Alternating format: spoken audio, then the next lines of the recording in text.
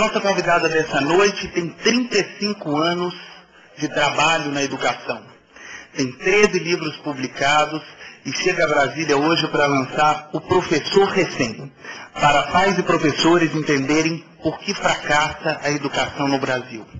Esse livro é o resultado de uma ampla pesquisa que durou 3 anos e é sobre essa pesquisa, é sobre esse livro que o Sempre um Papo hoje tem o prazer de trazer a Brasília e ao Brasil a filósofa e educadora Tânia Zaguri. Por favor.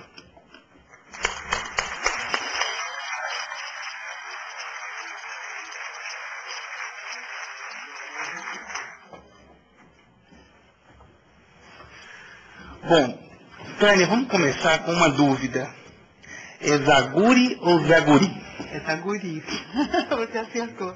Pouca gente acerta, né? Mas é Zaguri mesmo. É um prazer enorme estar mais uma vez no programa Sempre um Papo e mais uma vez aqui em Brasília com vocês. Um grande prazer mesmo. A Tânia vai falar um pouco sobre esse livro, sobre como foi o processo de produção desse livro e depois a gente parte para as perguntas da plateia. Bem, a gente vai fazer um pequeno apanhado de como trabalhamos, porque obviamente, talvez a maioria que esteja aqui ainda não leu o livro. Então, para vocês depois se sentirem à vontade para me perguntarem o que quiserem, é preciso que vocês tenham alguma noção do que foi que a gente fez e por quê.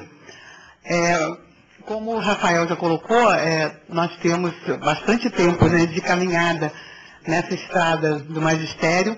Eu comecei como alfabetizadora no ensino público, lá no Rio, e depois depois de bastante tempo, eu passei um tempo como supervisora de escolas municipais, e depois eu fui para a Universidade Federal do Rio de Janeiro, onde também trabalhei na formação de professores, desde 1977, bastante tempo, né? E, bom, então, eu sempre digo que, na verdade, eu nunca me arrependi da escolha profissional que eu fiz, pelo contrário.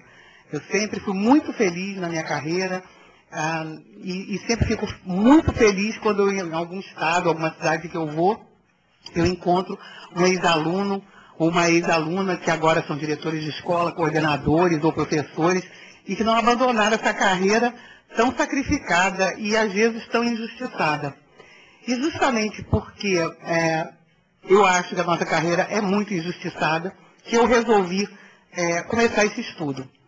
E esse estudo começou por pela elaboração de um instrumento que pudesse ser aplicado aos professores brasileiros para que eles tivessem um espaço para serem ouvidos.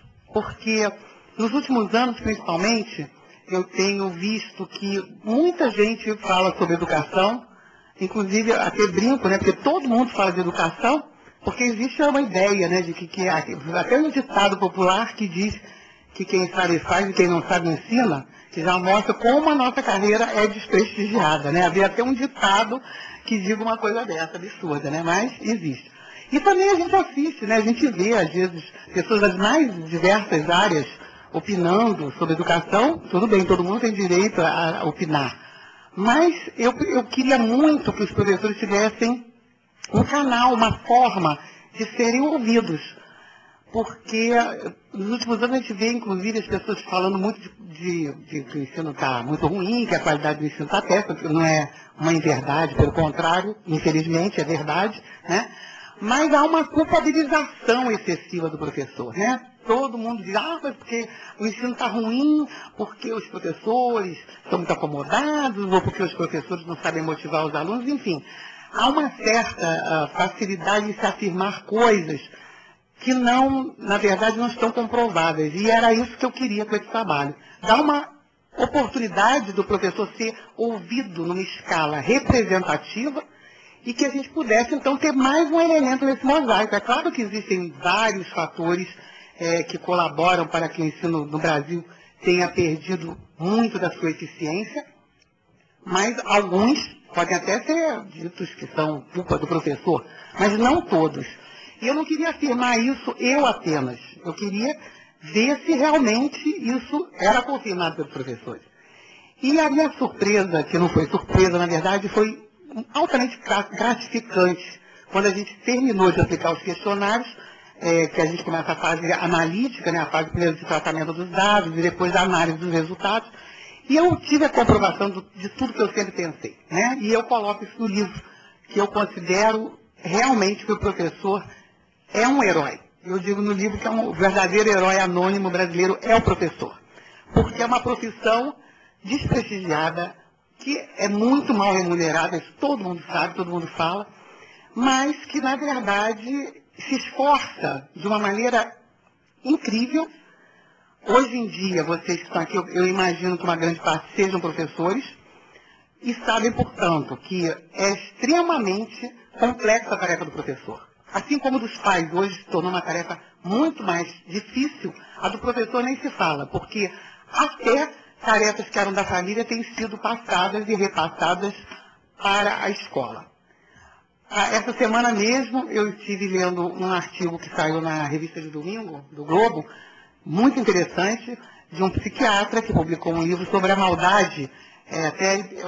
Vou até comprar para ler, porque achei bastante interessante a entrevista dele, mas o que ele apresenta como solução para o problema da marginalização dos jovens, uma coisa que eu também já venho tratando em alguns dos meus livros, é que a solução está na escola. Eu falei, ai meu Deus do céu, mais uma tarefa para nós, né?